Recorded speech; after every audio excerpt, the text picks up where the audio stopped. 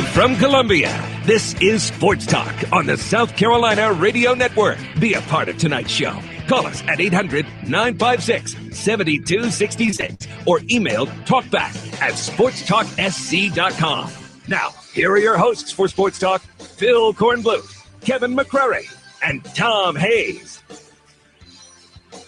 Yeah, we put ourselves in a position to win a game that's tough. I mean, it's a hard place to play.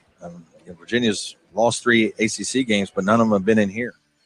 We didn't play as well as we're capable of. Our guys, especially Michael and Sindarius, were phenomenal with their enthusiasm and their encouragement of each other. Good evening, everybody. Welcome into Sports Talk, South Carolina Radio Network, here on a sleety, rainy, cold Wednesday evening here in the Palmetto State. Good to have you with us. Hope you've had a great day. Thank you for joining us for what no doubt will be the 2 best hours of your day. As good as your day has been, is only about to get better. Phil Kornbluth, Kevin McCrary, the Professor Tom Hayes. 800-956-7266 is the number. Lots to talk about. Great win for South Carolina last night on the road. Any road win in league play is a great win, regardless of how you get it done. And they showed a lot of heart and a lot of perseverance in pulling that thing out last night in Oxford. So USC continues to roll along, 17-1.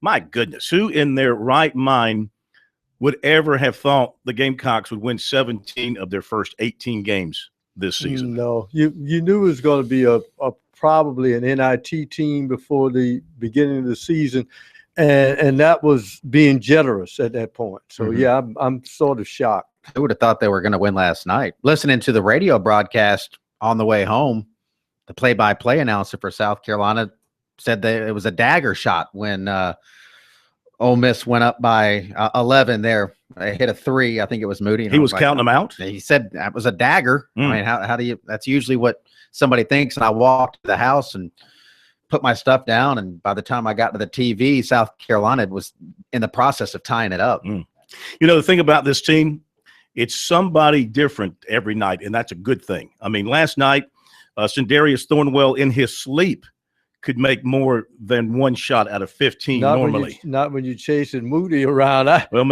think he had any energy to. Yeah, we talked about that. It wears you down chasing him. He still had 6 assists. You know, he didn't Moody let his entire game down. go down. Yeah. But, you know, Hakavich has stepped up with a double-double, 17 and 10. And what about Jamal Gregory? He's one you have to look at now. See, I think probably if you didn't know it by now, equals 2 and a 3-pointer equals 3, but a dunk can spur a run. And I thought, you know, it looked like sticking a match to gasoline. When he dunked that ball, he almost looked like the whole bench said, okay, let's take this thing. Yeah, he's having a good moment, and obviously having some good practices and earning the trust of Frank Martin. Clemson tight ball game. The Tigers fall by 7 in Charlottesville. So their 5-game ACC road winning streak comes to an end. We'll hear from the coaches coming up a little bit later on tonight. Plenty to talk about in recruiting and your phone calls. We'll be back. Sports Talk Wednesday night.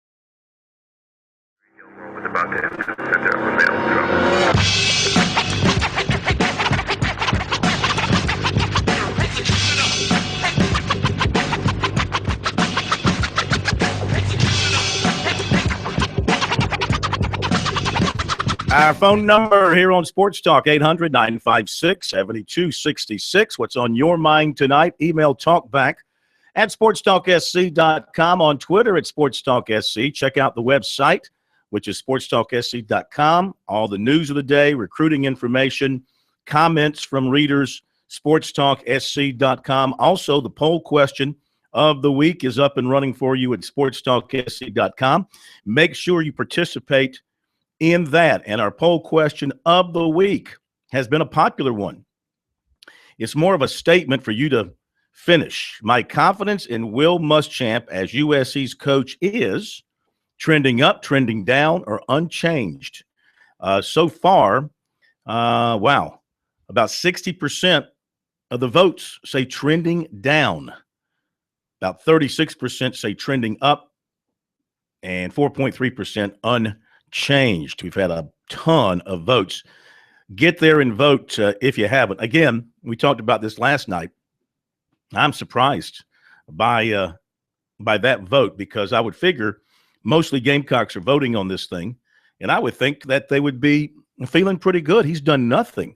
He has said nothing. He has done nothing to not make you feel good about what's happened.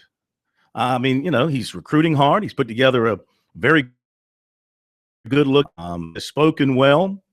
He has said the right things to the fans at the basketball game the other night. He's making all the appearances in the recruits' homes that he needs to be making, et cetera, et cetera. He's winning some battles in recruiting. He's getting the Gamecocks, and his assistants are getting the Gamecocks in some battles.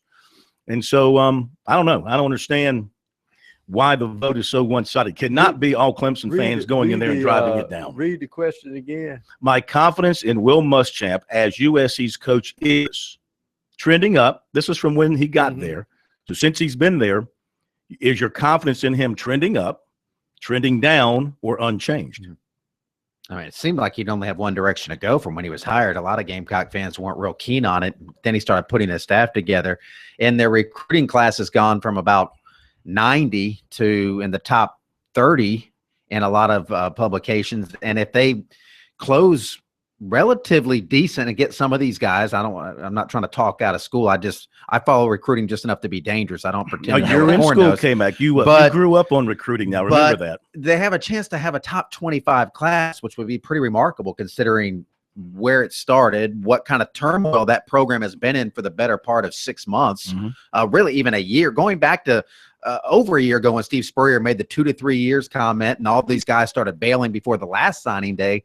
To have a top 25 class with Will Muschamp coming in and all that uncertainty, I think you'd be dancing a jig in the streets. Well, the understanding, the big key is the staff. What other person would you have hired in the Southeastern Conference that instantaneously knew the territory? Yeah. It was almost like they just hired a guy that, hey, I know the conference. I don't need to, no brochures. I know the lay of the land, and grab coaches who already knew the landscape.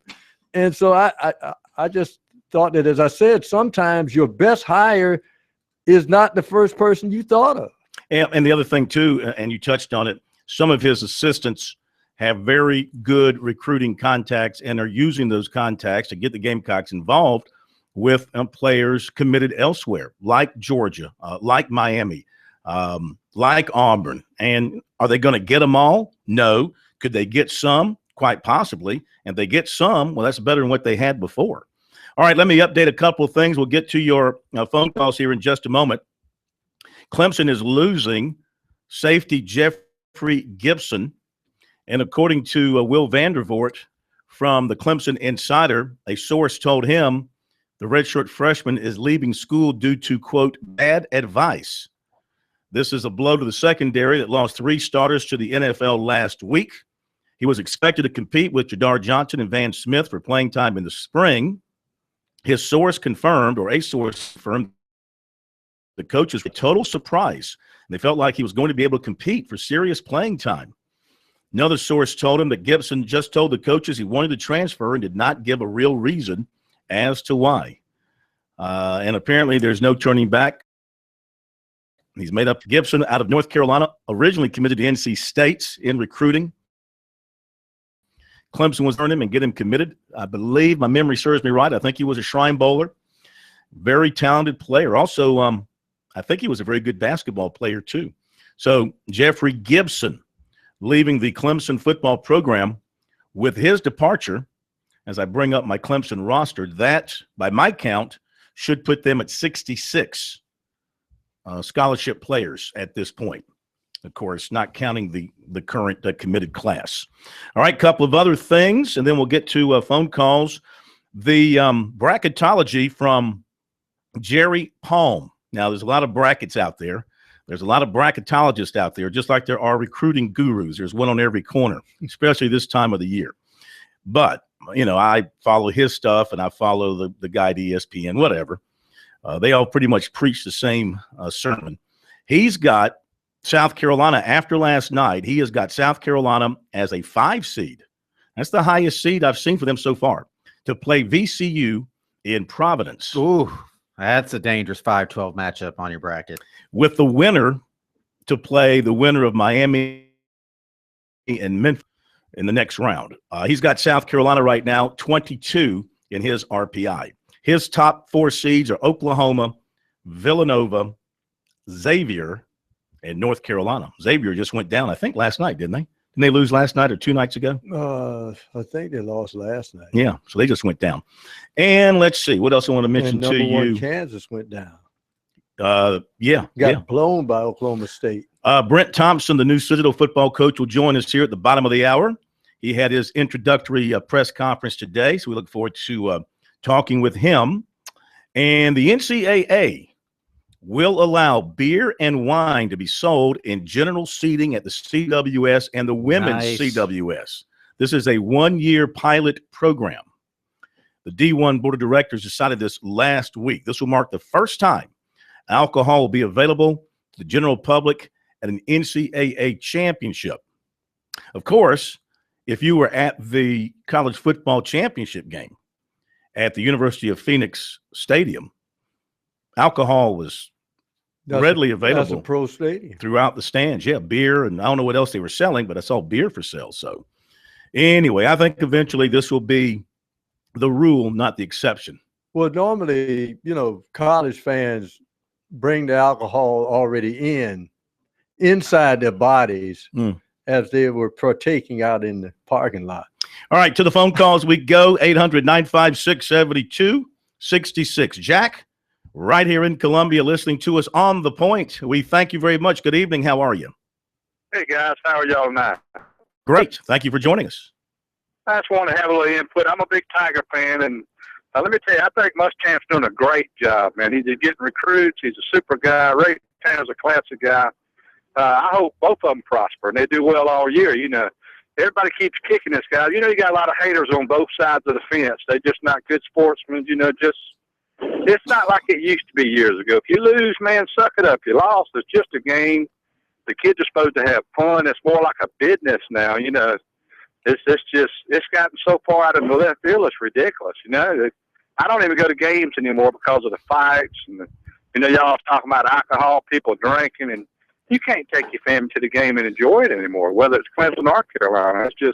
It's absolutely ridiculous anymore. But I'm afraid I think that guy's doing a great job, and I like him. I really do. I'm afraid you're right when you're talking about big-time college sports, especially football. You go to the FCS games or Division II, Division III. That has the feel of the way it's supposed to be. You know, it's not the big financial obligation. It's not all the corporate suites and commercialism and all that kind of stuff. It just feels like you're going because you want to go see a ball game. And it's not going to cost you an arm and a leg to park your car and take your family. We've been down this path before. You can go to high school football. You can go to Pop Warner. You can go watch it on its purest level at the YMCA. But the bottom line is college football on the big-time level in the NFL, it's a business. And that's part of it. It's a big business. I'll give you some figures in a moment.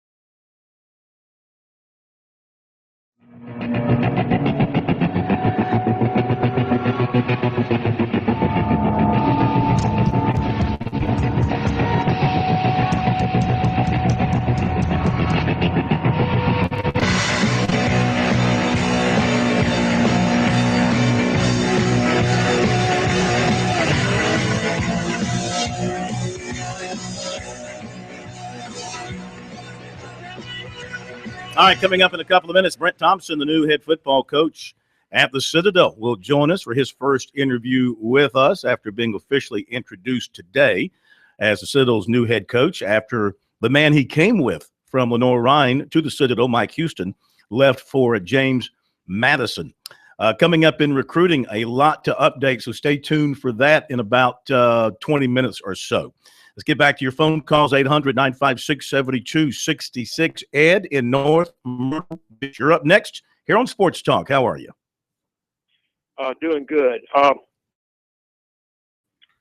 would ask is why would a newspaper or a radio sports talk show conduct a poll when a new coach comes into the area to coach the local team about the confidence in that new coach? What's the point in doing that at this point in Will Muschamp's tenure at USC?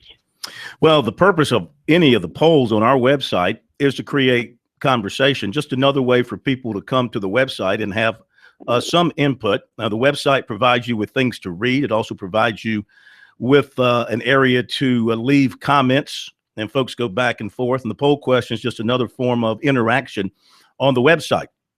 And so that particular question, Muschamp has been on the job,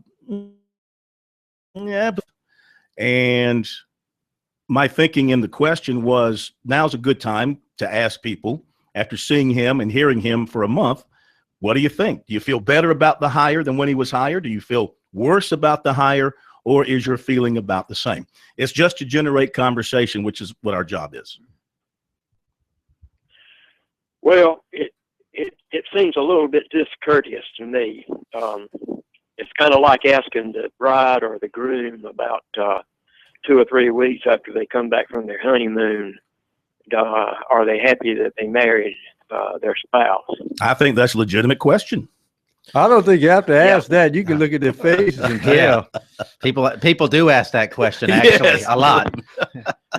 I think we lost. He realized, that analogy didn't quite land. Well, here's the key point about that question also, Corn, is this. Either we lost him or we cut him off. Here's the key point about that question. Uh-huh. What was the knock of the previous staff? They let the talent level slip. Mm-hmm. So the big key is you're in the second part of what we call football season, being the recruiting season. So after a month, you bring in a coach who's supposed to be this go-getter at recruiting. So why not ask the question right now with only 3 weeks to go before National Signing Day? Mm-hmm. So, today's Wednesday, right? Mm-hmm. National Signing Day is 2 weeks from today. 2 right? weeks. Yeah, February Okay. 3rd, 2 Okay. weeks from today. Mm-hmm. Wow, it is sneaking up on us. Again, conversation purposes only. That's what we're about here, to generate conversation on sports topics pertaining to our states. Thanks for the call. Back in a moment.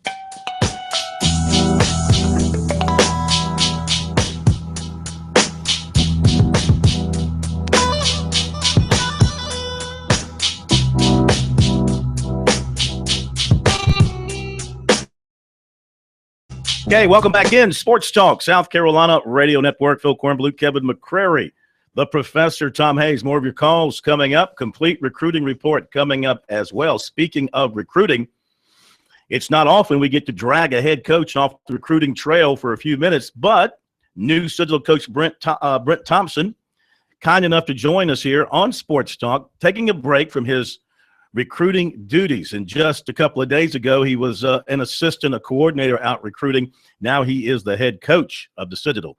Coach, thanks for joining us. How are you? I'm doing great, Phil. How are you doing? We're great. Thank you so much for joining us. So, recruiting as head coach compared to assistant coach, how does that feel to you? Well, for one thing, I get to ride in the passenger seat most of the time, but it's actually a lot different. You know, I stepped into my first house today as the head coach, and you know, you kind of got to do a little bit more of a sell on yourself there, and it's just a little bit different dynamic when you're in the home as opposed to sitting back and letting the head coach be the guy in the home. You got to. And you've got to be able to take a little bit of control of the situation and kind of put the parents at ease with you. Yeah. You know, it's been a crazy few days for you in the program, I'm sure. And I don't know, did you see this coming? We had to know that with Coach Houston, the success y'all had this past season, that his name would pop up at various jobs. When did you see this starting to come about? When did you start to get the feel that change was coming? You know, there was a good chance that it was going to happen. We didn't think it was going to happen this soon, obviously. But last Friday, we started to get the word that Coach was looking at the job, and then we knew that he was going to interview on Monday. And so, you know, this is good. You know, you get an opportunity to take a look at some other things, and then it starts to become reality about Monday afternoon.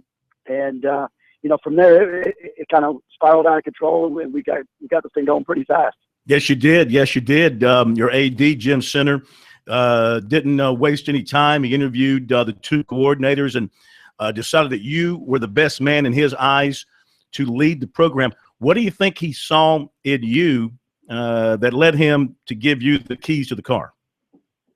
Well, I think the number one thing was the offense. I think he was pleased with the direction of the offense. We had a couple of good years, and I think the triple option really, you know, lends itself to being at the Citadel. It's similar to an academy. We've got a lot of good players. They play well together into the system. It gives us an advantage. And, you know, I think he liked what he saw there and, you know, wanted to stay with the, you know, the triple option direction. Yeah, you guys are one of the best in FCS. You were the best in Division II at Lenoir-Rhyne running the football. You're right up there in FCS running the football now. And you've got, if I'm not mistaken, you have pretty much the majority of your key pieces on offense coming back, don't you? We do. So it's our right side of our line. The one that we're going to miss the most is our right guard, Sam Fry. He's going to be tough to replace, and Michael Mabry on the right side of our offensive line. And then a couple of key wide receivers are going to be missing for us, Brandon Eakins and Alex Glover. But, you know, we're going to have to find out this spring who can step in and fill those roles. The backfield guys are all, you know, still going to be around, so we're excited to have those guys. I think, you know, the two starters in the backfield will be back, as well as our B-back, which is our position, really. Talking with Brent Thompson, new head football coach at the Citadel, and Maurice Drayton, the defensive coordinator, also interviewed for the job. He is staying on in that position, plus he's getting the title of assistant head coach. You two, I'm sure, have talked. How is it with him not getting the head coaching job, but getting a little more responsibility, and how are things with you two moving forward? Well, I thought it was an opportunity to speak right before they named me as the head coach, and he handled it terrific. I wanted him to stay on staff. He is an integral part of what we did last year, what we've done the last 2 years. He knows the school. He knows the South Carolina area. He knows that defense, and I'm really excited to have him over there so that, you know, I can kind of just stay out of it and let him run it over there. Yeah, I thought Mr. Center made a good comment in the press conference when somebody asked him about why the haste in hiring somebody. And he said, of course, you know, 2 weeks from now is signing day. And he pointed out you guys had a recruiting weekend this past weekend during this transition, and you picked up, 5 commitments from the group that came in, indicating that these guys you're recruiting, of course, there's relationships with the coaches, but to them, it's the school and what the school stands for that's more important. Well, we stressed that all weekend with him. Coach Houston was great. He was very upfront with everybody that he met with about the possibility of going to James Madison. And so we had done a good job of prepping those guys and prepping those young men about what could possibly happen. And I think that's helped us out. Now, it's my job to go out there and make sure that those guys stay firm. Now, you guys had such a great year last year, really, coming out of the fog and surprising everybody and winning a Southern Conference championship. And now, the expectations, that bar has been raised and you're stepping in there. So do you grab that those expectations with excitement, or how do you approach the idea that now more is expected out of the program as you take over for the first time? Well, I think the players are the ones that really encouraged me to take this job. I mean, I believe in these guys. They believe in themselves. And I think there's more to be done there. This is only our second year. And what I was telling the players yesterday is that this is year 2. I want this next upcoming year to be year 3. So I want to continue with the plan that we had in place when we first got there. So we're starting to cycle our recruits through there. I thought we had a really good class last year, putting together a real good class this year. So, all we're trying to do right now is sustainability, go after another championship and see if we can't make another run in the FCS playoffs. Now, I saw a report where one of your assistants is leaving to go to James Madison. I think it was the linebackers coach. Correct. Yeah. Any others inform you that they're moving on, or how does that stand with you? As of right now, that's the only one. And I think administratively, myself, we have tried to do as much as we can to keep the current staff in place. These guys are great coaches. They do a great job, and I'd love to have them on my staff. They're all very, very highly regarded in my book. All right. You have a degree in peace, war, and diplomacy. Were you thinking about running for president one day? I mean, how do you get a degree in peace, war, and diplomacy? Well, 3 very different things. I think my mother asked me the same thing, so I decided to add a history degree at the end of that one at some point. But I went into Norwich University thinking that I was going to go into some sort of either political science, government agency, some sort of government job, and it never really panned out for me. So I kind of got my degree and decided not to use it and take it the football route. But you know what? I mean, there's a lot of peace, during halftime, maybe a lot of war when you're between the white lines, and then you got to be diplomatic from time to time. Absolutely, especially with the media, right, Phil? You got that right. That's where you don't want to start a war. You're learning quickly. No doubt. Especially in your town with the big kahuna reigning. You don't want to make him mad. No, definitely not. Hey, great talking to you. Best of luck in recruiting, and we'll see you and talk to you during the spring, and of course, see you down the road in the summer and next fall. Great, so I appreciate it. Thank you very much. All right, Brent Thompson, the new coach at the Citadel. And you know what? I don't expect there to be any drop-off in what they're doing. I mean, he is the guy, along with Coach Houston, the architect of that smart move to keep it going. He becomes the 25th head coach in Citadel history, and he does have a degree in peace, war, and diplomacy. 2-year Letterman as a defensive back at Norwich back in the day when he was playing college football. So good luck to him. They had a great year this past year, and they weren't going to keep Mike Houston forever at the Citadel. Too good a coach, and he showed it this year. Just like Charleston Southern, boy, they got to feel very lucky that they've got Jamie Chadwell back for another year to keep it going there, because won't be long before some bigger opportunities will fall his way. I know his name came up. I think Georgia Southern, his name came up. I think Mike Houston's name came up with Georgia Southern. So, they've had a resurgence of very good football down in the Charleston area the last few years. Thanks again to Coach Thompson for joining us tonight. We'll come back with the recruiting report for this Wednesday night in a moment.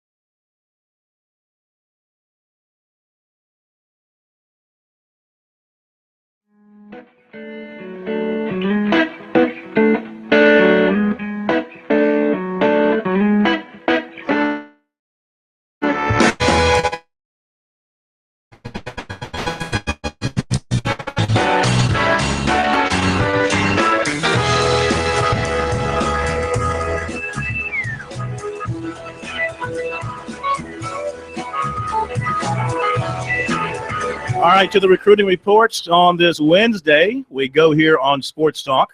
USC's Will Muschamp and Travaris Robinson met Tuesday with defensive end Jacoby Hill, 6'3", 220, Atlanta.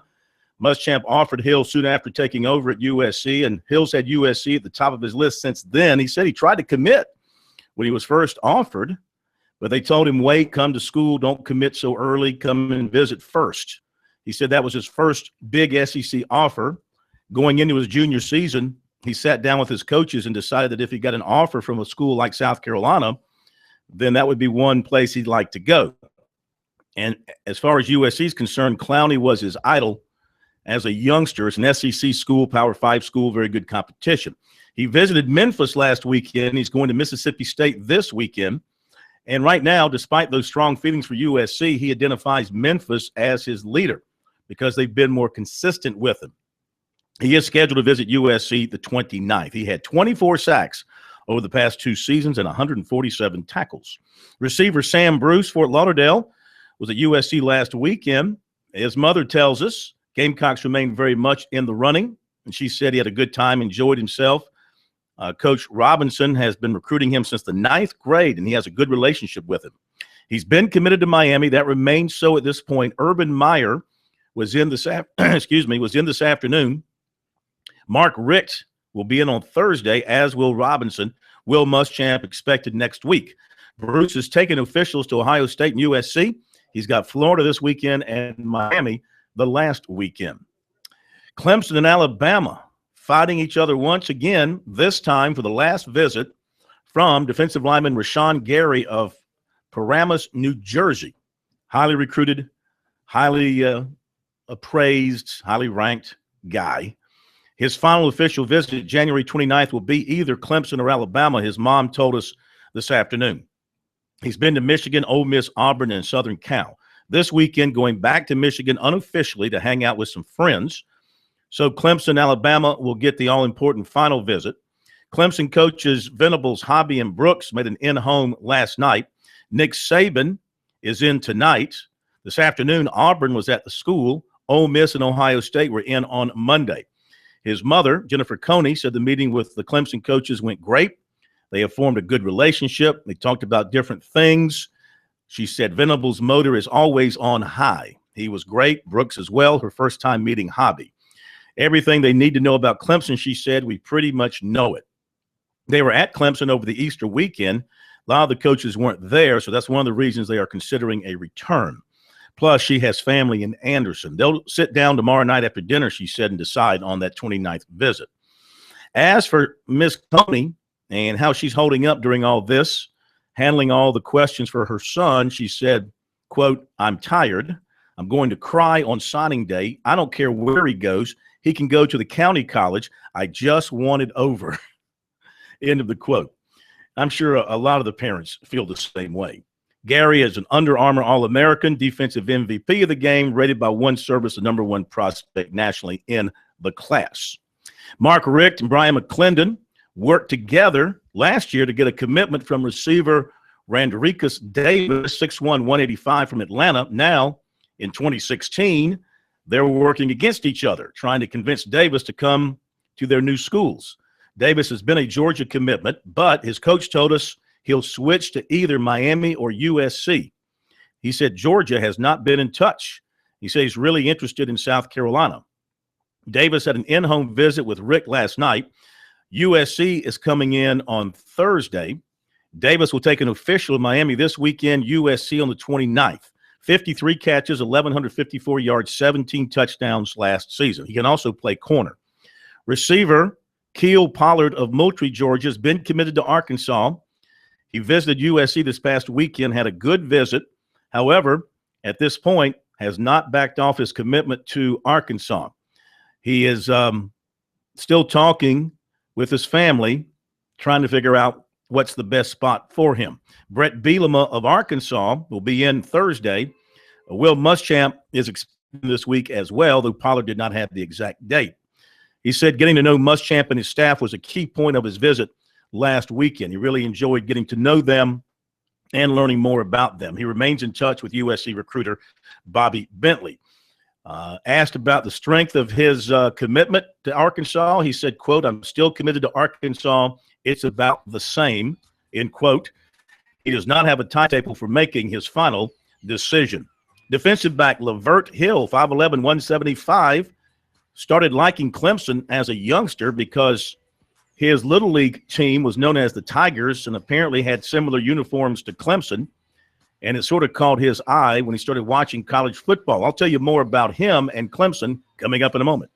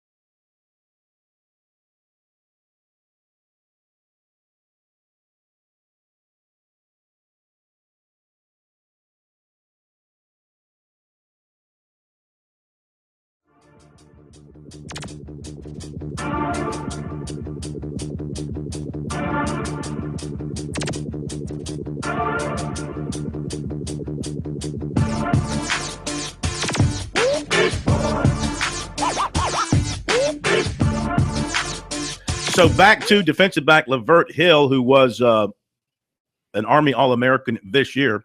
Clemson has had his attention for a long time, had an in-home visit with recruiter Mike Reed Monday night. He'll visit Clemson on the 29th. Of course, Reed was telling him about the players leaving the secondary for the NFL, and he liked Reed and what he had to say. He's Tennessee, Michigan, Penn State. Michigan recruiter, also been in this week. Michigan State coach Mark D'Antonio due in today. He is a former Penn State commitment, but has wiped the slate clean. It's all even. I don't have a favorite right now. Decision signing day. According to 24/7 Sports, Georgia commitment receiver Javon Wims, 6'4", 215, Hines Junior College, Mississippi, will visit USC this weekend. He was at Miami last weekend. He's out of Jacksonville, recruited to Georgia by current USC assistant Brian McClendon. 47 receptions, 779 yards, 9 touchdowns last season.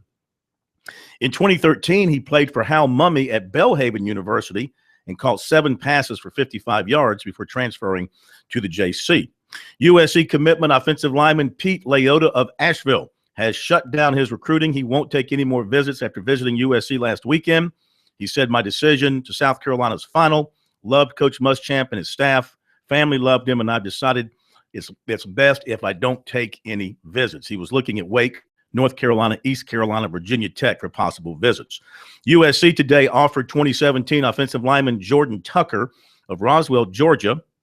Tuesday, the Gamecocks offered running back Justin Crawford, 6 feet, 195, Northwest Mississippi Junior College, 1,600 yards, 16 touchdowns, 29 receptions, 394 yards, and 6 touchdowns, helping lead his team to the Junior College National Championship game.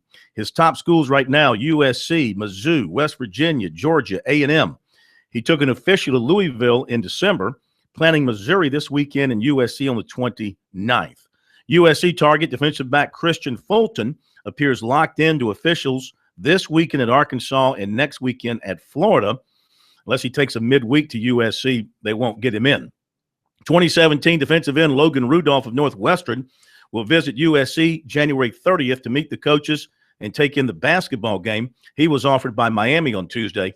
And USC Tuesday offered 2017 defensive back Deion Jones of Washington, D.C. That is it for now. But recruiting never stops. Not in this day and age, and neither do we. As we find stuff, we put it on our website, sportstalksc.com. We put it on Twitter, either our own information or we'll retweet quality information from other quality recruiting reporters. Use the hashtag STRecruiting, and that will take you right to everything, our stories and our tweets as well. Hashtag STRecruiting.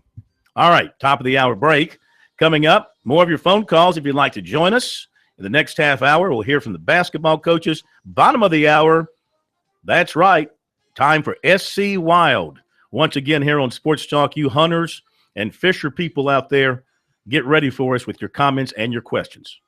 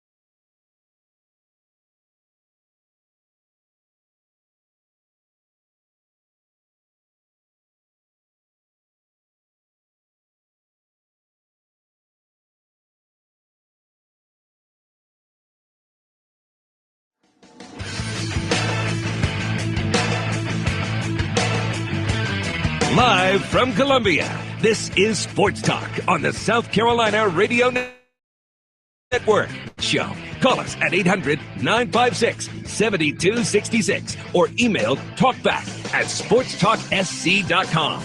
Now, here are your hosts for Sports Talk, Phil Kornbluth, Kevin McCrary, and Tom Hayes.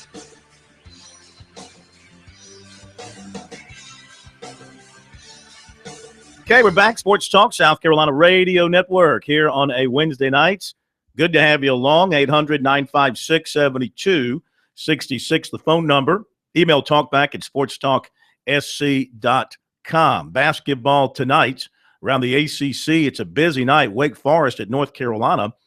Supposed to tip at 7 o'clock. I saw a tweet from a television announcer, producer type, maybe an anchor type in that area, saying that ESPN was having some problems and his station was sending their satellite truck over to Chapel Hill. Don't know if that's related to the weather or what, but we should check and see. Well, is that game on? No, they don't have it on. It's supposed to be on ESPN2 right now, but they've got Texas and West Virginia.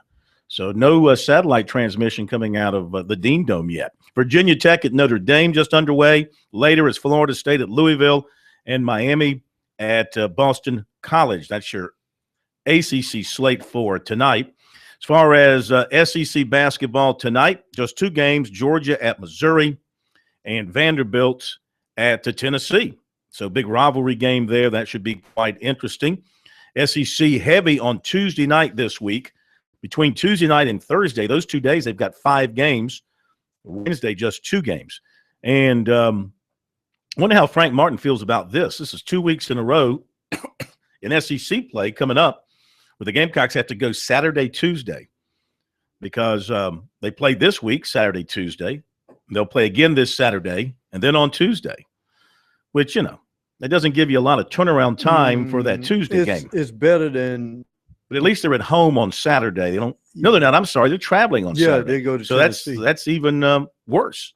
Well, the thing is, though, but, it's better than I think that Thursday, Saturday thing. Yeah. Which Kentucky, I think, has to pull this week. Yeah. Normally, if you play on Thursday, that's that weekend. What did you have off? They have that one weekend. Yeah.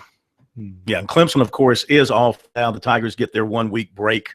They don't play again until a week from tonight at home against Pittsburgh, which will certainly be a heck of a game. The Tigers, on the road at Virginia against a quality team, and they were right in it until the last, 2 minutes or so? Yeah. They just couldn't get that big 3 to really close the gap on Virginia. I'll tell you what hurt Brogdon was tough. Jordan Roper had a bad shot, took a bad shot. Then he had a bad turnover late, and they didn't shoot the ball particularly well the whole night, and only 8 of 24 from three-point range for Clemson. Shot their free throws well, didn't shoot many. Again, relying on the outside shot, not attacking the rim, it's going to lead to fewer free throws. They only took 6 free throws last night in their game against Virginia, compared to Virginia taking 22. Foul calls last night, Virginia only had 11 fouls on them, and Clemson had 18 on them. So indication the Tigers were just sitting outside and shooting. Still a better ratio than what would have occurred at Chapel Hill. Well, this is true. Nearly half their shots came beyond the arc last night for the Tigers. Back in a moment.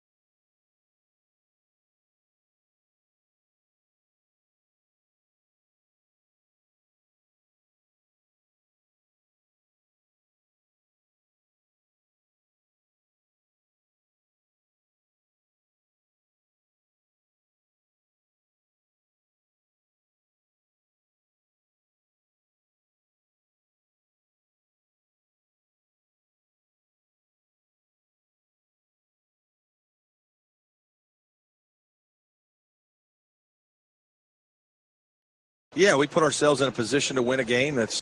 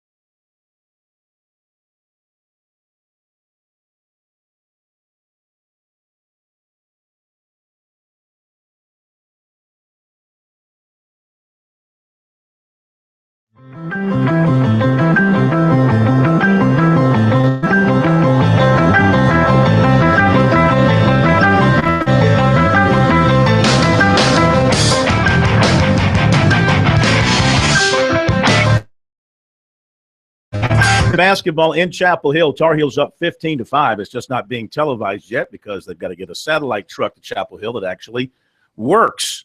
Hey, whether you are a Gamecock or you are a Clemson fan, all South Carolina sports fans can agree on Founders Federal Credit Union with a convenient location on USC's campus and the Clemson office coming soon. Founders is a sure fan favorite. Visit relaxjoinfounders.com to see if you qualify for membership. All right, last night USC went down to Ole Miss, got a quality SEC road win in overtime against the Rebels. They were playing shorthanded, of course. Their standout forward was out, and Stephen Moody injured his hamstring. He missed the final few minutes. Frank Martin, his post-game press conference, took note of that, but of course felt bad for the Rebels and his good friend Andy Kennedy, but he felt better for his guys. Goes out to Ole Miss with Saiz, who's playing as well as any big guy in the conference, and then obviously Newby, and then to lose Moody coming down the stretch there. Heart goes out to them because they're a pretty good basketball team, and they came at us. They came out, the subs, the guys that maybe hadn't played as much. A lot of credit to them. But at the same time, for a night where we didn't play as well as we're capable, our guys, especially Michael and Sindarius, were phenomenal with their enthusiasm and their encouragement of each other to help us figure out a way to get a win here tonight. Michael seemed like down the stretch he was in the right place at the right time. A lot, made a couple of buckets. What makes him so effective? Here's a dilemma that we have with Michael. He's become one of our better three-point shooters, but at the same time, he's so effective around the basket. And I was unhappy with our inability to drive their zone, and I was not happy with the guys that we had playing on the interior of the zone. And he's the one that started hollering at me on the bench, put me at the four. And that's what we did.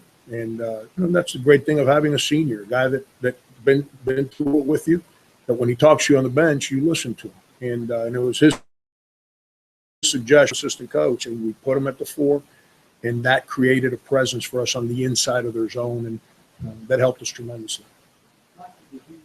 When you found out that you kind of notice almost lose a little confidence, you feel there was a chance there? I mean, to be honest, I really don't know how to answer that question, but we just did what we were supposed to do. We just won on offense the last 5 minutes of the game, the second half, like Coach told us to do, and we just executed.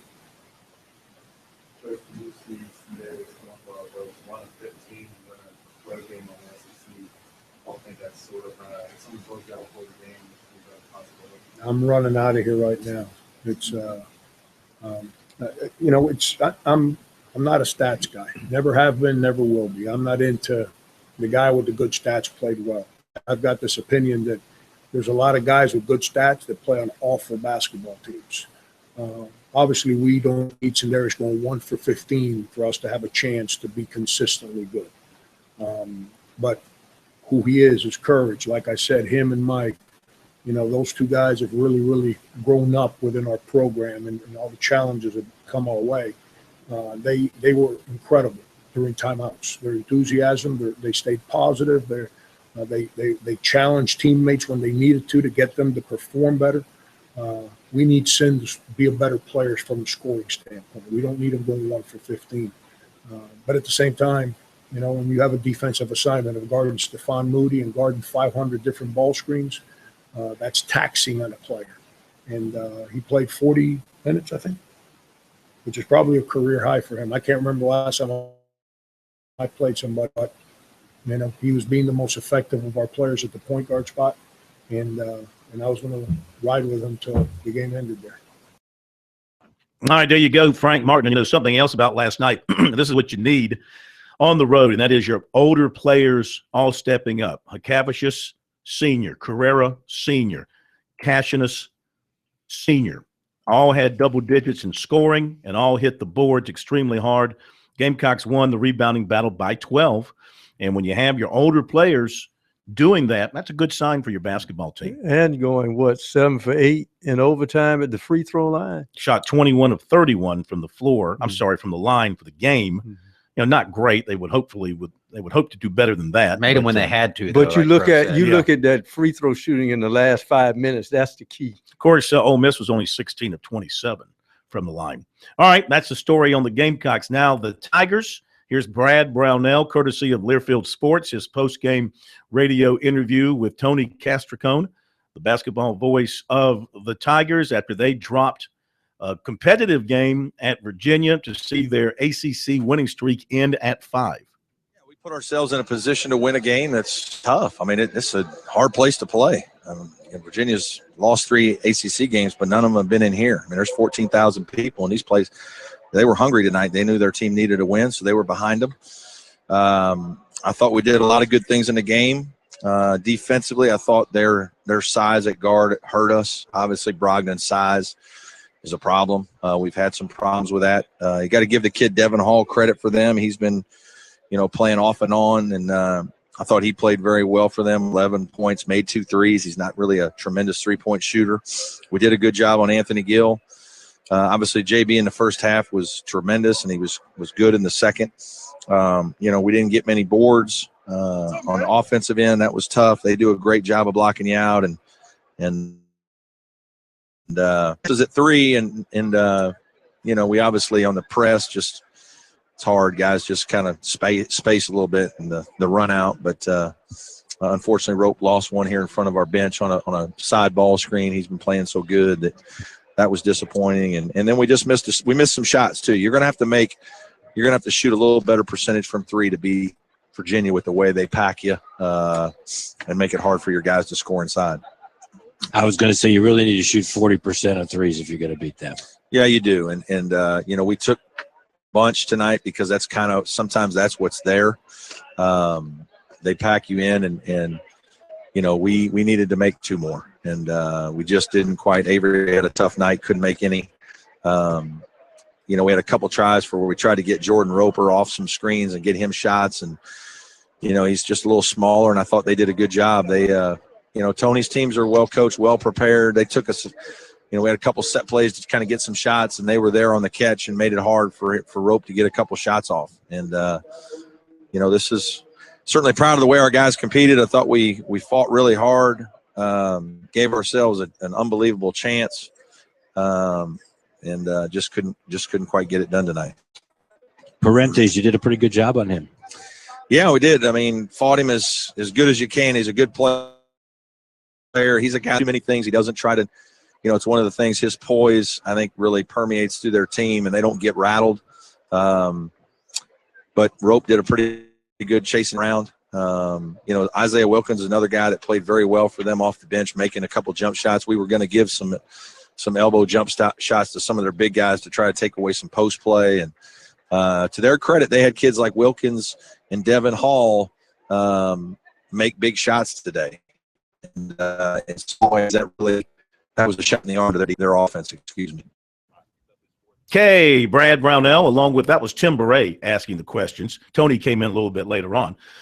From the post-game interview on Learfield Sports last night, Tigers fall at Virginia, and as I mentioned earlier, they are off until they play in Greenville a week from tonight. So, despite losing last night, 7 games into ACC play, which Tiger fan would not take a 5-2 mark at this point? I mean, you can get greedy and say you want to be 6-1, but because you knew you weren't going to win up in Chapel Hill. But 5-2, including the teams that they have beaten, home and on the road, you got to be very pleased. Now, tough one coming up against Pittsburgh. Pittsburgh's having a great year, but after Pittsburgh, they've got some other games coming up where they will have a chance to get some wins. They're still not getting mentioned by these bracketologists, but they got a chance. They got a 3-game road trip coming up: Florida State, Wake Forest, and Virginia Tech. I wouldn't count them out of any of those 3 games. No. But beating Pittsburgh at home would be a great bonus for them. All right, back in a moment.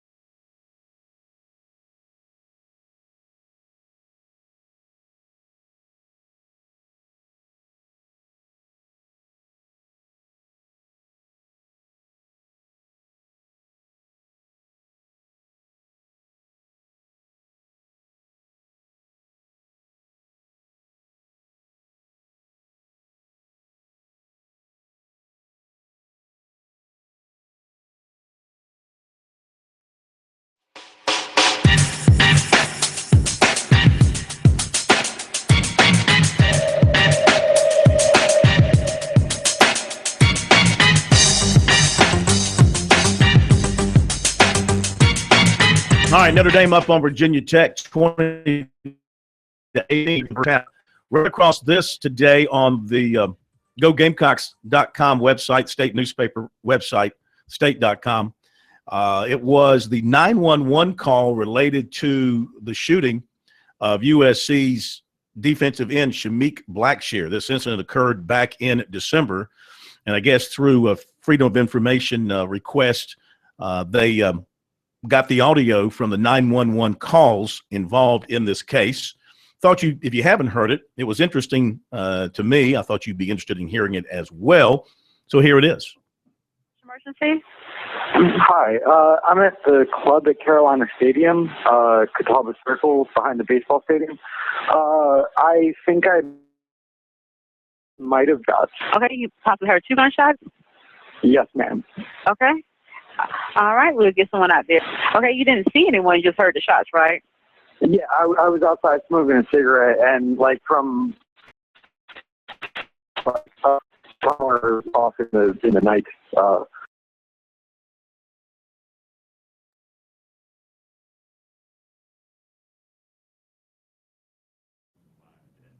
Okay. All right. We had a stoppage in play there.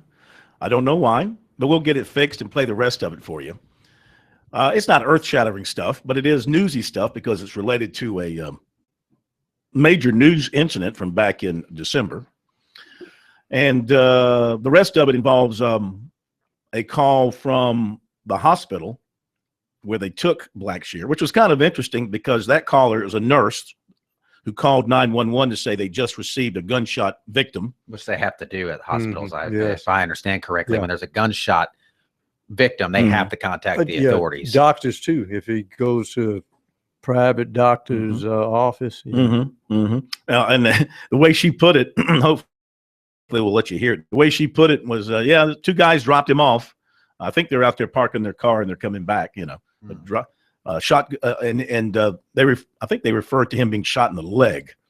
And then there was a third call from an officer at the scene reporting that they found the gun and the type of gun that was used in the shooting. So is it ready to roll or no? It is. Have we got time for it, you think? Can we work it all in? Let's try. Okay, go ahead. Let's pick it up. Are we picking it up where we left off? And then pop, pop. And then a girl ran past, like, just looking at with her dog. Medication room bottom, how can I help you? Hey, this is Jada, Providence Downtown ER. Uh-huh. We have a gunshot victim that walked in. And you say, Providence? Correct. Downtown. That's a 4th Drive, correct? Yes, ma'am. And then an ER? Correct. Room 6. Room 6? Uh-huh. Did I say where it happened at? Him 2 guys dropped him off. Okay. I believe the 2 guys were parking and coming back in. Okay. But I don't really know. You know how that goes. Yeah. Okay. And you say they don't have any information as far as where it happened at? He just got here, so I don't know what they have so far. I know he's been shot in his leg. All right, there you go. That is most of it. There was still a little bit more from the call from the USC PD.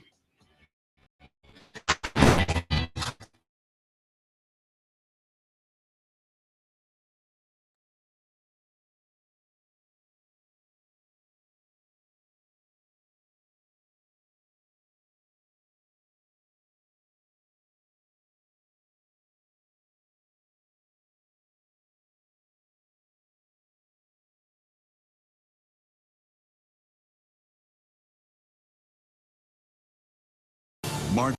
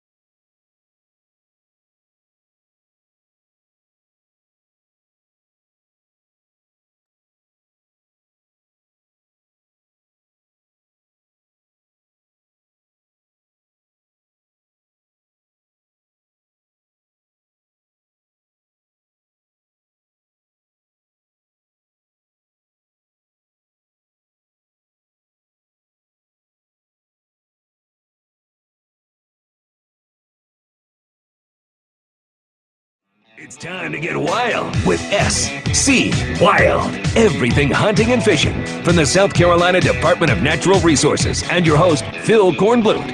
SC Wild on Sports Talk on the South Carolina Radio Network. Welcome in this edition of Sports Talk, starring Captain Billy Downer from the Department of Natural Resources. How are you, sir? I know you lost your coach at the Citadel, but you got a good guy replacing him. I am sad to see him go. Yeah. But when you get a good coach, it's hard to keep him. That's right. But the new guy looks good. Yep. Sounds good. Been running the program. He'll step right in, keep that offense going. You're keeping your defensive coordinator. That's good. Yep. Players are still wanting to go there, so it's all good at the Citadel despite losing Coach Houston. Okay. Good to have you with us. Had you a couple of weeks ago. I was out west. Yes. Dealing with all that. Good to be back We with had you. a big time without you. We did have a good time. I'm sure. It ran very smooth. I'm sure it did. I have complete faith in everybody here at Sports Talk. Now, it's turned cold. It has turned cold. So what are we doing in the great outdoors when it turns cold? Well, deer season ended. We talked about that. Waterfowl season still in. Still a lot of water across the state. We can't quit the rain. It just keeps coming. But finally, we've got some cold weather. Temperatures in the 20s gets duck hunters excited, but to no avail. We're not seeing a whole lot of ducks right now. Where are they? That's the big Phil, if you can tell us where they are, you might be able to sell some tickets to that one. Did they fly south or north, or where did they go? I know some guys went to Florida and hunted. They're not there. So big question where the ducks are. I know local impoundments around the Remini area and Lake Marion, they're out of food, so ducks have moved off there. No new ducks. Some new ducks moved in, but not a whole lot. So refuge, the Santee National Wildlife Refuge has some birds. A lot of teal right now. I think gadwall's still high, but a lot of folks still looking for birds across the state. Got some numbers from our waterfowl areas for this past week. Some good numbers. Top waterfowl area for the past week continues to be Bear Island in general, both Springfield and the Bear Island East. Saw a great harvest this past week with an average of 5 ducks per man. The limit's 6, so that's pretty good. Blue-winged teal, gadwall with the top take for that unit, and pintails in a close third. The Cape unit on Santee Coastal Reserve in Upper Charleston County was not far behind with a 4 duck per man average. Once again, gadwall was the top duck in the bag. Was Island, the Santee Coastal Reserve, with 3.5 ducks per man on average. Shovelers were the most popular duck. That would be your mallard, so to speak. So all kind of names for those ducks. They got a big wide bill. And then the elusive ruddy duck in a distant second, which would be fun for some guys that know about duck hunting, that ruddy duck's not something somebody goes after, but apparently there were a lot of them there. So, again, if you give us a call. Yeah, 800-956-7266. If you've had some success taking ducks down in the last couple of weeks, let us know where you've been, unless you want to keep it to yourself. Are duck hunters like that? If they find a hot spot, they're not going to share it? Absolutely. They're very quiet about it. But they love to tell you about what they've done, but they're not going to tell you where they went. Are they like fishermen? I mean, when they find that spot, like fishermen don't like to tell you where they have found a line. Worse. Duck hunters. Yes. Just like fishermen love to brag, don't like to tell where though. Tell us your stories. 800-956-7266 is the number. Captain Billy Downer with us here on Sports Talk SC Wild. All right, what's happening in the lakes? All right, fishing report. Talked to one of my good friends up in the upstate, Lake Greenwood. Some striper fishing, and also with hybrids. Live bait seems to be the bait of the day. Blueback herring and trout. Learned something there. Did not know that folks use trout for bait, but apparently 12 to 18-inch trout will get eaten by a large striper. Really? So it's a very popular bait. Farm-raised trout. They're selling them in the store there. They said a lot of good activity. Lake Greenwood, Russell, and Lake Thurman. Big fish is the name of the day. Now, the lake levels at those particular places, where are they, and how does that affect the fishing? I think all of our lakes are very high right now. I don't know of any lakes that aren't high. A lot of water, a lot of rainwater, a lot of river flow. So the lakes are high. That does affect fish, particularly though in a deep water lake. it's not going to affect it as much. It's not that big of a difference. The cold temperature is really what affects. We've had warm weather. Warm weather changes things. Activity gets a little better. Cold weather, fish go move into deeper water where they can get warm in the bottom of the lake where it's not quite as, again, temperature stays a little more consistent. So, again, they're dropping in live bait and they're having good success. Wild segment here on Sports Talk with Captain Billy Downer. What's happening along the coast? Saltwater Talk 2. First Sergeant Angus McBride, always full of information. Talked to him this afternoon. Says redfish have pushed up into the schools, into the cold weather. Has got redfish schooling, which means they're getting together in the cold water. Local anglers are finding them in large waters. That's the sun warms the water quicker. Basically, you get that warm water, shallower water there. So finding some redfish there. Also says sheephead have moved to nearshore reefs, and people are fishing and having great success catching large sheephead on the jetties. Sheephead's one of my favorite saltwater fish to eat. They're kind of a weird-looking fish. They have teeth in the front. Isn't that a shark? No. Well, it's not a shark. No. It's like a saltwater brim on steroids. And it has teeth? Yes, they have teeth. Look like human teeth in the front. Really? Yes. That's a little creepy. It's a little creepy. Yes, they are, and they are. They are to catch them before they bite. Yes. So you don't advise sticking your hand. You don't in put there your to hand pull the around hook out. sheephead. No. Really? No. And it's not a shark. It's not a shark. They have teeth like a shark teeth in front. They look very strange, but they eat crustaceans. So they're going to eat off the side of piers and things. The crustaceans grow on the side. Yeah. Barnacles. Yeah. They're going and crack those barnacles and eat the meat and things outside. So if you take fiddler crabs, favorite bait for sheephead, put that on the hook, they're going to come down. They reach in, they're going to grab it, crack it, and then they go back off and suck the meat out. So it's very hard. Well, how do you get you're hoping to get the You've got to watch the line. Right? A good fisherman on sheephead, you'll watch that line. You'll see that line move, and you pull it before they bite. Right there. So how do you get the hook out? Oh, it's not hard to get to the hook out. Yeah, without losing your hand. You don't use your fingers. Take a pliers and just like any other fish, take it out. Now, how good's the meat? Excellent. Very white, good frying meat, great fish. Tastes like chicken? No, it tastes like fish and good saltwater fish. I know a lot of people like redfish, again, but sheephead, those are my favorite. They're a lot of fun to catch. Again, like a brim on steroids, but they're a large brim. I mean, a large one, like 5 pounds. I mean, they're right now they're catching large sheephead, 5, 8 pounds, 10 pounds. Saw a story yesterday, maybe 2 days ago, off the coast of Charleston. They were dealing with a whale. Did you see that story? I did not. Yeah. But we do have that from time to time. We have whales beach themselves, South Carolina shores, saltwater shores here from time to time. A lot of times there's not a lot you can do. A lot of times you find them too late because they will suffocate. Even though they can breathe air, they suffocate the weight of the body. They can't move as well. They can't get off.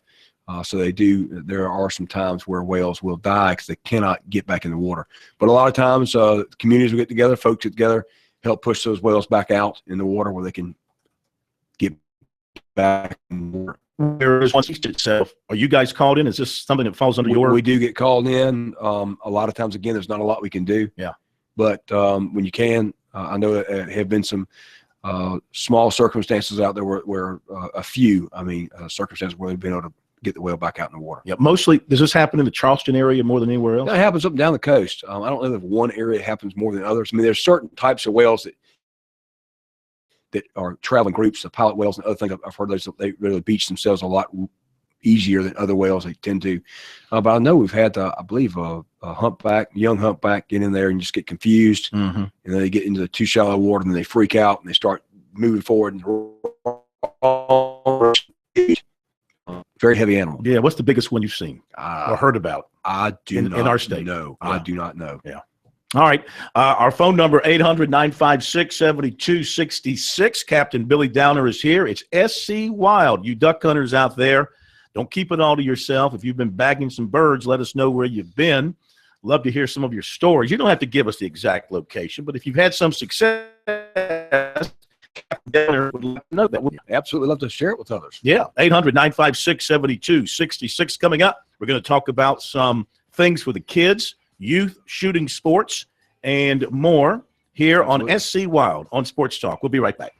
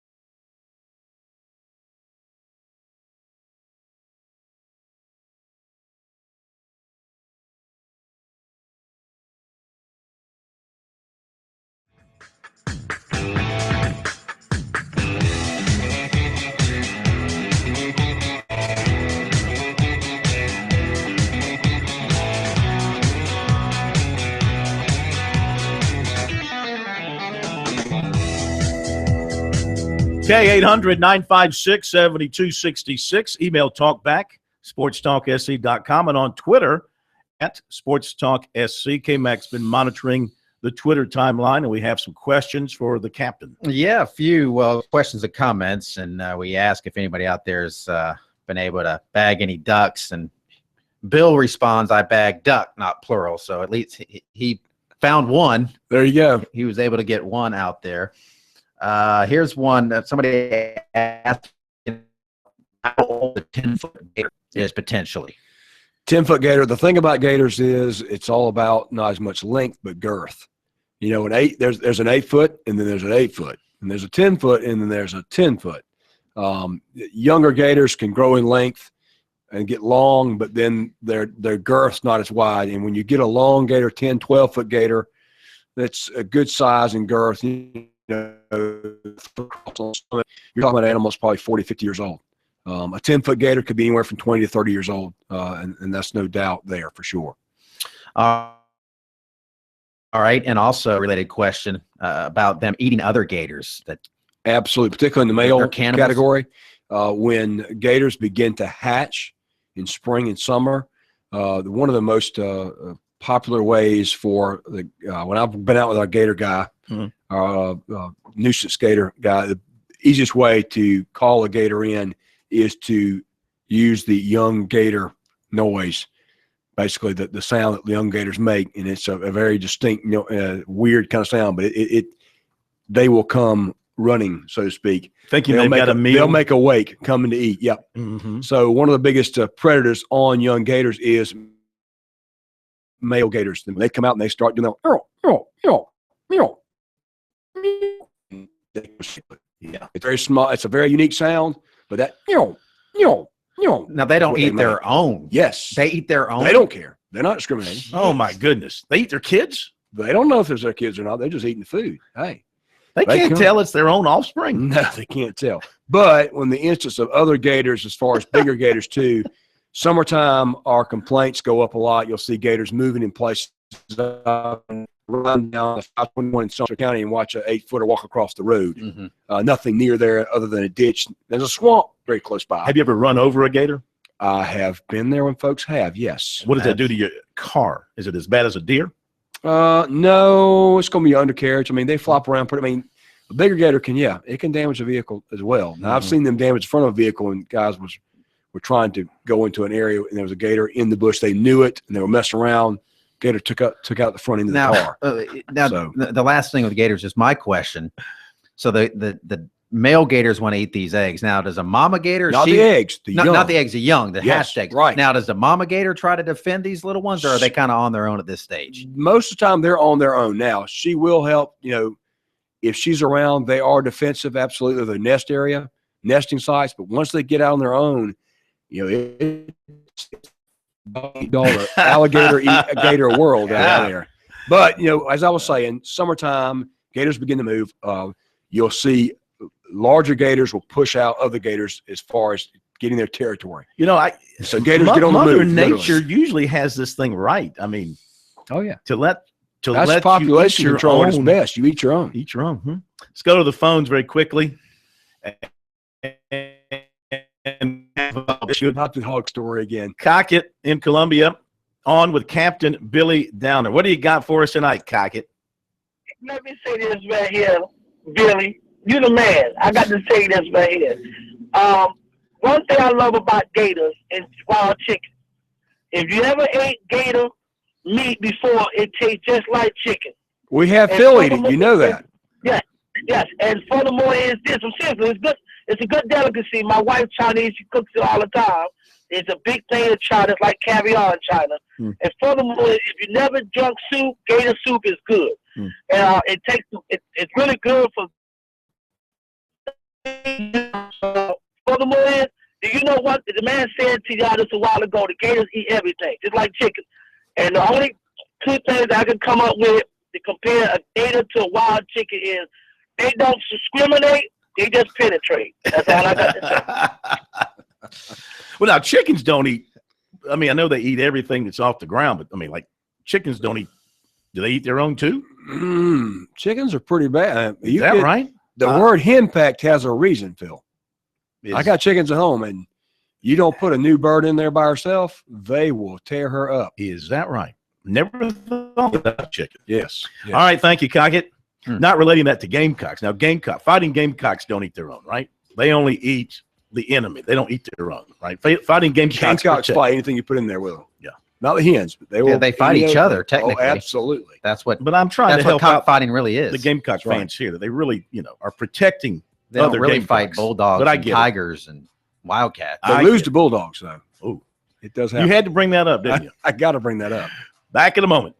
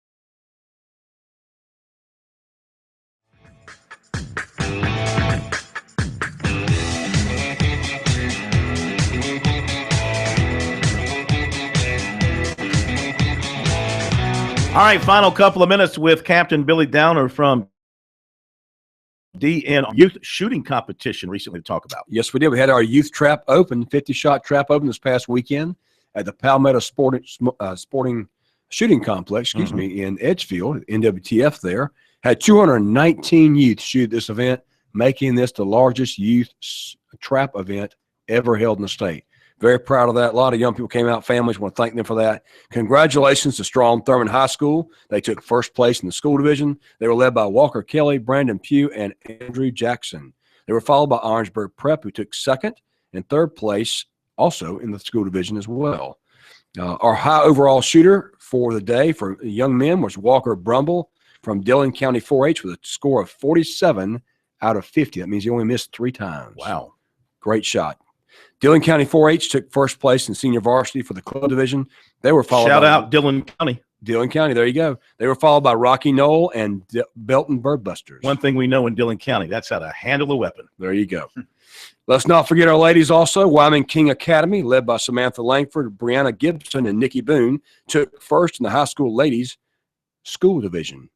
Also, the ladies from Strom Thurmond took second, and Thomas Hayward placed third. In the club division, Richland Creek Top Guns, led by Madison Sharp, Michaela Porter, and Elizabeth Easler, took first place. Madison Sharp was the high overall shooter for the girls with a 44. Young lady was one of the top 5 scorers for the day.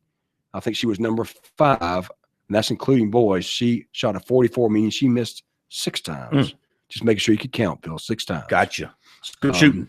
Good shooting. Excellent shooting. Clemson 4-H ladies took second, followed by the ladies from Mid-Carolina Gun Club. And then Anderson County School District 5, got to give a shout out for them. Their middle school ladies team took first place again. They've been doing very well. Excited about that young program. All right, let me got an email here from a gentleman named Lee who said, check out this picture of a sheep's head I caught in the Wando River at the 41 Bridge. He says it was a good fight. I'll show you the picture so you can see it. Oh yeah. What do you think? That's probably at least 6-7 pounds, maybe more, maybe 8 pounds. That's a good fish. Yeah. Yeah, I bet you they do put up a big fight. Those are great. Even a little 2-pounder puts up a good fish. Good fight. And where'd you say the best place to catch those? The jetties are where they're catching a lot of them now. Any type of rock formations where your mollusks and things, different crustacean things will be. Again, your favorite bait there usually is your little crab, your little fiddler crabs. A lot of people use, some people use shrimp, but generally the fiddler crab is number one. Sounds good. Drop it down, wait for them to bite, and hook it before they bite. And watch out for your fingers. Don't stick your fingers in the mouth. Yeah, not a wise thing to do. Captain, great seeing you. Glad to be here. We will see you in 2 weeks. Yes, sir. With another edition of SC Wild, and we'll talk more about shooting and hunting and fishing, and who knows what the weather will be like in 2 weeks. Could be a little nasty out there. Could be some snow on the ground. Could be. We'll talk about dealing with that on the great outdoors. Thank you, sir. We'll see you in a couple of weeks. Yes, sir. Happy fishing and hunting, guys. Be careful. Thank you, K-Mac. Thank you, LB, Larkin Belton. Once again, behind the scenes, we appreciate his good work. And thanks for being with us tonight all across the state. Have a great night, and we'll see you tomorrow.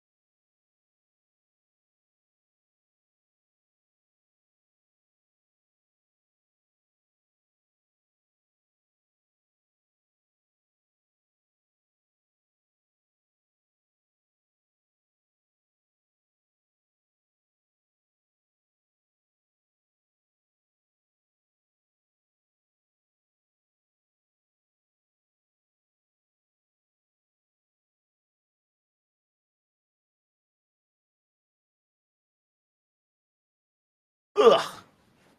I like that. LB, pound, get it? Quite creative.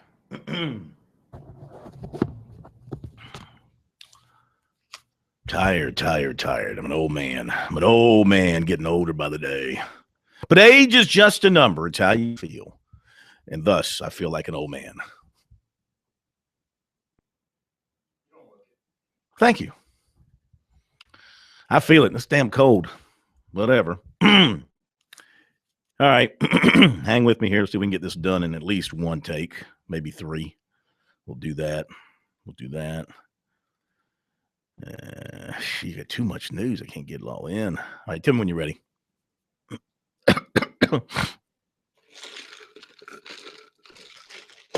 All right. Here we go. In 3, 2, 1. Defensive end Jacoby Hill from Atlanta met earlier this week with USC head coach Will Muschamp and defensive coordinator Travaris Robinson. The Gamecocks are one of his favorites. He is favoring Memphis right now. Dadgummit. That was a good start. All right, here we go. Coming down in 3, 2, 1. Defensive end Jacoby Hill from Atlanta met earlier.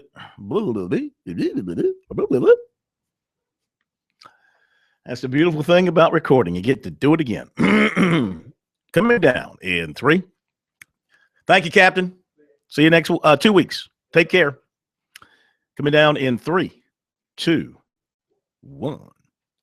Defensive end Jacoby Hill from Atlanta met earlier this week. I can't say earlier. It's coming out all slurred. Coming down in 3, 2, 1. Defensive end Jacoby Hill from Atlanta met earlier this week with USC's Will Muschamp and Travaris Robinson. Right now, he's favoring Memphis after visiting there last weekend. This weekend, he's going to Mississippi. Yeah, I was right, Mississippi State. Here we go. In 3, 2, 1. Defensive end Jacoby Hill from Atlanta met earlier this week with Will. In 3, 2, 1. Defensive end Jacoby.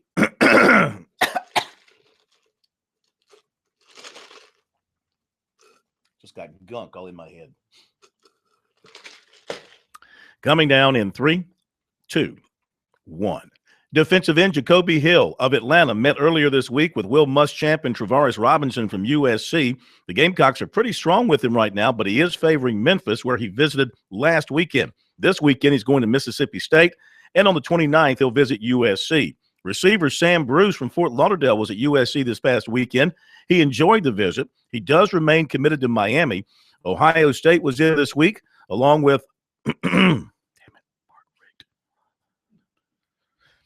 I got too much detail. Okay. In 3, 2, 1. Defensive end Jacoby Hill from Atlanta met earlier this week with USC's Will Muschamp and Travaris Robinson. He likes the Gamecocks a good bit, and he'll visit on the 29th. Right now, he favors Memphis, where he visited last weekend. This weekend, he's going to Mississippi State. Receiver Sam Bruce from Fort Lauderdale visited USC last weekend. He remains committed to Miami. This weekend, he's going to take an official visit to Florida. He finishes up at Miami. He's also been to Ohio State. Coaches from all those schools are in to see him this week.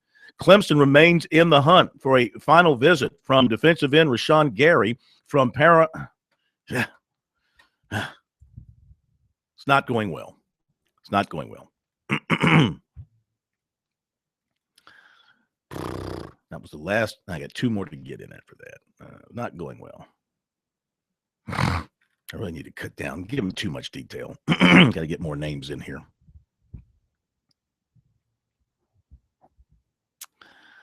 All right, try it again. In 3, 2, 1. Defensive end Jacoby Hill of Atlanta met earlier this week with USC's Will Muschamp and Travaris Robinson. He'll visit USC January 29th. Right now, he's favoring Memphis, where he visited last weekend, and he's going to visit Mississippi State this coming weekend. USC coaches in to see wide receiver Sam Bruce of Fort Lauderdale this week. He visited USC last weekend. He goes to Florida this coming weekend and then to Miami. He remains committed to Miami. Ohio State is also involved. Clemson and Alabama trying to get the final visit from defensive lineman Rashawn Gary of Paramus, New Jersey. That final visit would be on the 29th of this month. He has taken officials to Michigan, Ole Miss, Auburn, and Southern Cal, and he'll take an unofficial to Michigan this weekend. USC, pick it up here. Clemson coaches were in to see him on Tuesday night. USC will get a visit this weekend from wide receiver Randricus Davis of Atlanta. He currently is committed to Georgia, but it's likely he'll switch that commitment to either USC or Miami.